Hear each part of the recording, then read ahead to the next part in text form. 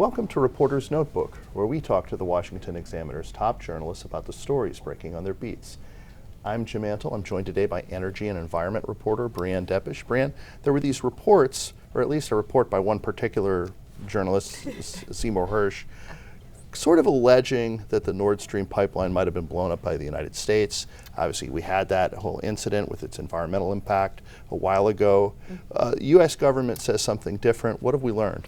Yes, so we know that there were 4 explosions, this was in late September last year, that occurred on the 2 gas pipelines, Nord Stream 1 and 2, linking Russia to Germany. Obviously, this would be a major deal if the U.S. were to have been behind it, or really any government for that matter. Right. You know, remember, I think the U.S. immediately came out, or pretty quickly thereafter, saying that they strongly suspected it was an act of gross sabotage. The implication was maybe Russia. Yeah, the implication at first, and I think we had seen some Western reporting pointing to that. And it's important to note that Seymour Hersh did only cite one anonymous person.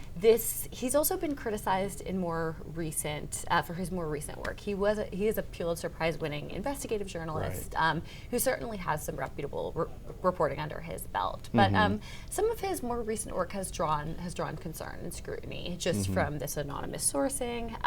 It was quickly rebuffed by the White House and the CIA, who told me that it was just a baseless act of fiction.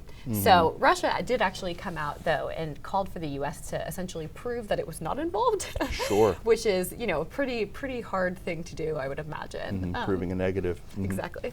Yeah, well, if Hersh was always right, we would have bombed Iran many times during the George W. Bush's administration. You're completely correct. Sometimes, you know, we've got to take certain things with a grain of salt. Closer to home, we've had a fairly major environmental disaster for a local community in Ohio with this train derailment. And there's been a lot of scrutiny to the state, local, and federal response. What do we know? Yes, so we know that earlier this month, a train in East Palestine, Ohio, derailed, basically turning in. It caused a fire, and then officials were subsequently forced to avoid an explosion and order the controlled release of 4 or 5 different toxins, including vinyl chloride, some other things that triggered. That, you know, anecdotally appear to have triggered at least some symptoms in people. You know, there were really strong odors associated or reported on the ground. There were some reports of animals falling ill. A little too early to say definitively, you know, what did or did not happen. The EPA has been out there testing air quality and water. They say it's fine for residents to return home. They had ordered an evacuation order for the local area before the controlled release, but they lifted that last week. And in the days since, I think we've seen some skepticism from residents saying that, you know, maybe they're not comfortable returning home, or maybe they're not, which is understandable given the fact that, you know, you're seeing on social media these giant plumes of just, you know, black smoke going into the air, all this fiery. Yeah, it's certainly understandable why they would have these concerns. Right, so it's a relatively small town. It is. And there are just these massive, almost mushroom cloud-like clouds of smoke billowing over the town.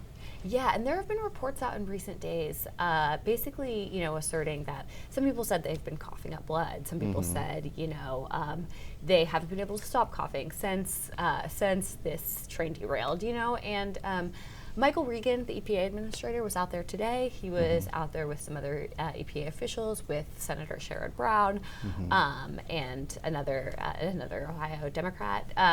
J.D. Vance was also out there. So we've really gotten some renewed federal attention, I think, on the town. And these are concerns that have really come to the fore. You know, these train derailments, and prompted even I think the governor, Mike DeWine, to call for more oversight into, you know, what's happening, like what's being carried on these trains, and whether or not they are carrying toxic substances, as was the case with the Norfolk Southern derailment. And obviously there are a lot of federal agencies that could potentially be involved here. You've mentioned the EPA.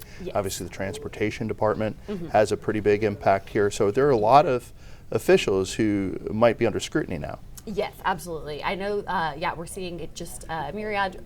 Biden's really called for a whole of government response, and this is what we saw echoed by Reagan today in his visit there.